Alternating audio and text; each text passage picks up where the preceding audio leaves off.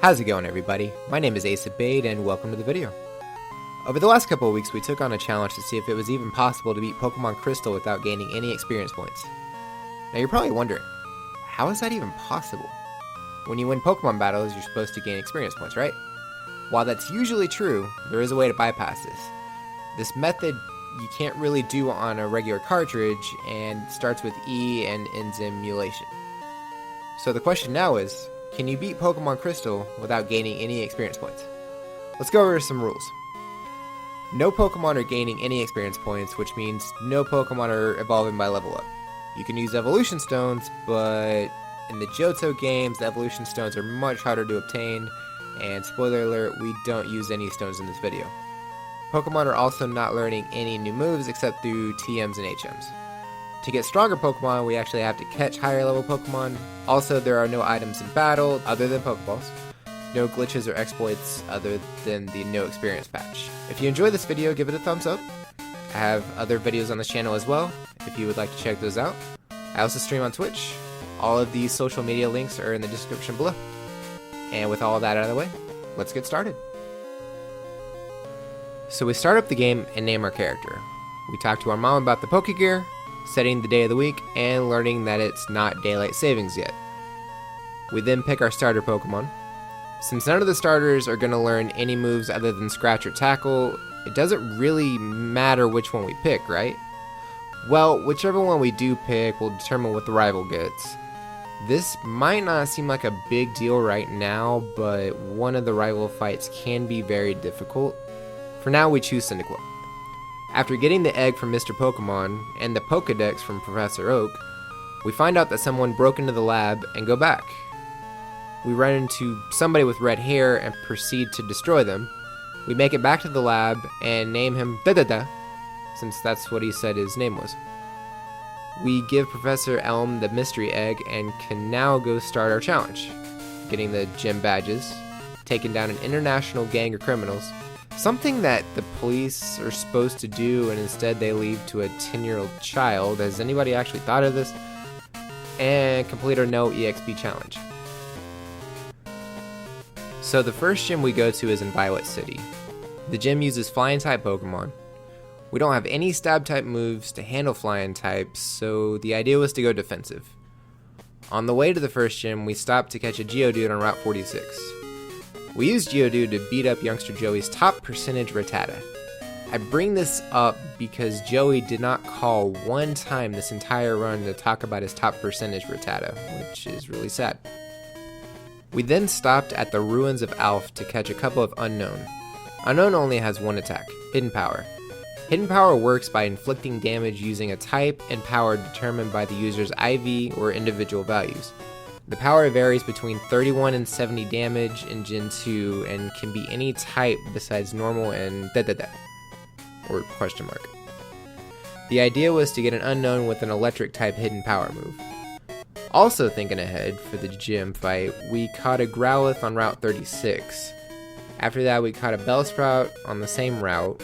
We traded this Bellsprout for an Onix in Violet City named Rocky. I do have to wonder why he wanted a Bellsprout when they are common on both sides of Violet City. After taking on the Sprout Tower, we battled Sage Lee so we could get the HM for Flash. We then tried to take on the gym. Long story short, it didn't go well. Pidgey isn't bad, but the Pidgeotto is another story. While they both have Mud Slap, a 20 base power ground type move that lowers accuracy by one stage, the Pidgeotto also has Gust. After a couple of attempts, we decided to catch a couple of Pidgey of our own to bypass the ground move. We tried again and we beat Faulkner and got the first badge. After traveling through Union Cave, we arrived at Azalea Town where we met Kurt, who is angry that some Team Rocket grunts are cutting off Slowpoke tails. After following him into the well that probably leads to the sewers where Pennywise the Dancing Clown resides, he asks us to handle Team Rocket for him. Before we do that, we run into a Slowpoke that we go ahead and catch. After beating all the Rocket grunts, Kurt thanks us and we can go fight Bugsy, the Azalea gym leader. Before we do that, we catch another Onix. This one is a couple of levels stronger than the one we have now. We also caught a Zubat to use Supersonic against the Scyther and 2 Spearow for Peck. After a couple of attempts, we got the second badge. Now, remember how I mentioned which starter the rival had could make this run a little difficult? The Azalea rival fight took so many tries that we had to give up for the day and try again the next stream. Dedede has a level 12 Ghastly, a level 14 Zubat, and a level 14 Croconaw. Getting through Ghastly isn't bad. You can just use a normal Pokemon so it can't use Lick. It'll use Spite, so either use Struggle once you run out of moves, or just use Peck with Spearow. The Zubat and Croconaw, on the other hand, are a real problem. We just aren't able to tank the damage. On the second day, we came up with a plan. A Pokemon that could not only tank Croconaw's attacks, but could deal poison damage. Tentacle. You can get one from fishing on Route 32 with the old rod from the Pokemon Center on the same route, right before Union Cave. It's got a 15% encounter rate at level 10. We caught 2 Tentacle and attempted the rival fight again, and after a couple of tries, managed to beat the rival fight in Azalea Town. After making our way through Elix Forest, we arrived in Goldenrod City. We catch an Abra to trade for a Machop for the next gym. Now, if you've ever played a Johto game, you know about the third gym and the demon bovine from the lowest depth of hell, Miltank.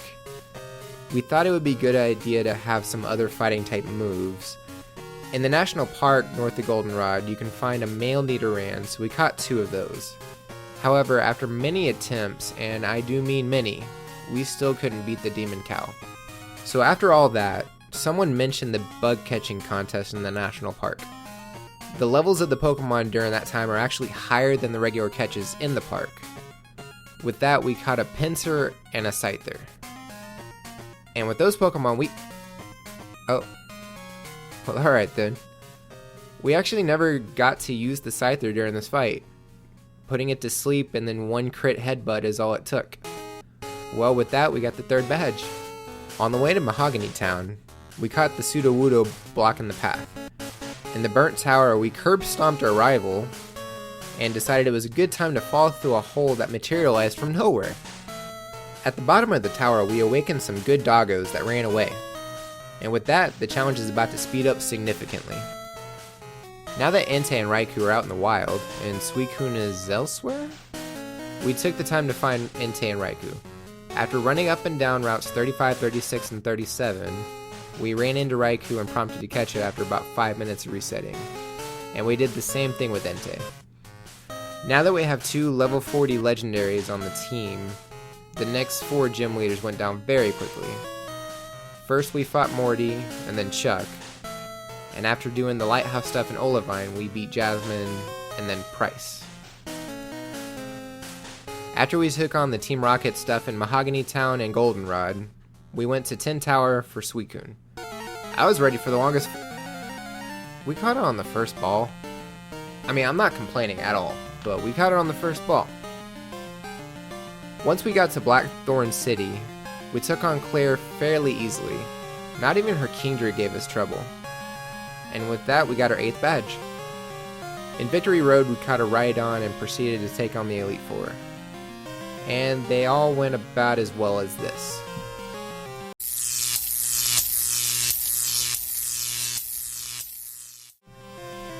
After all the Elite Four was done, Lance did give us a little trouble, but after a couple of tries, we got the win. And with that, we became the Johto Pokemon Champion. But we're not done yet. We still have to take on the postgame. After we beat Lance, we go back home.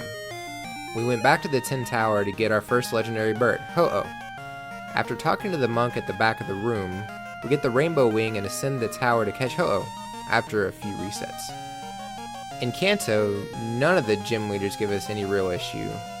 We then use the radio as a Pokeflute and catch Snorlax that we will be adding to the team. After we beat the 7 gym leaders, it's time for the last gym in Viridian. This fight was a little hard, I'm not gonna lie, but Blue is about 10 levels above the other Kanto gyms.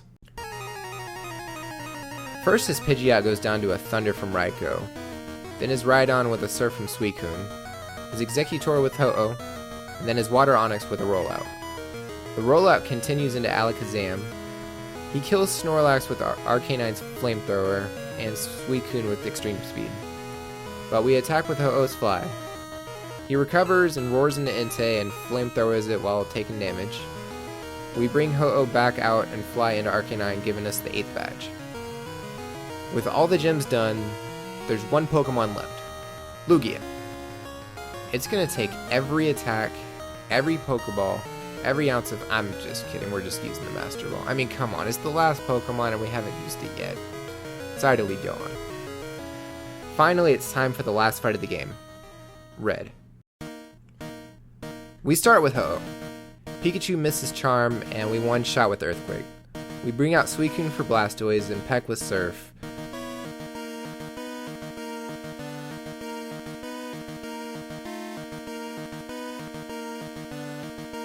We bring out Raikou and Thunder. He hits hard with Surf, but we Thunder again.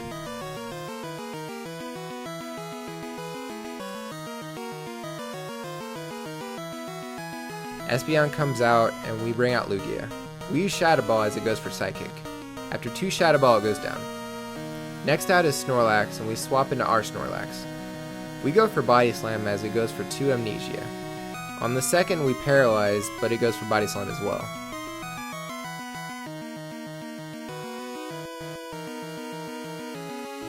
We bring Ho-Oh out to use 2 Earthquakes against Snorlax, finally taking it down. Charizard comes out, and Lugia goes out for Hydro Pump.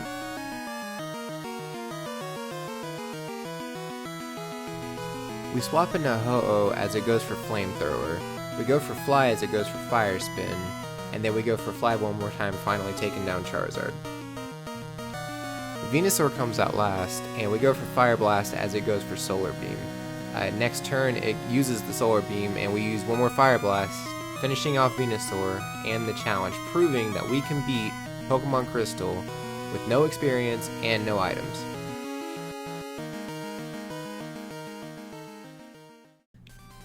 I wanted to thank everybody for watching this video and supporting all the channels and social media. If you like this video, give it a like and subscribe. If you have any suggestions for other challenges I should attempt, comment below. I also stream on Twitch, so come by and say hi. You've all been amazing, and I'll see y'all later. Bye, guys.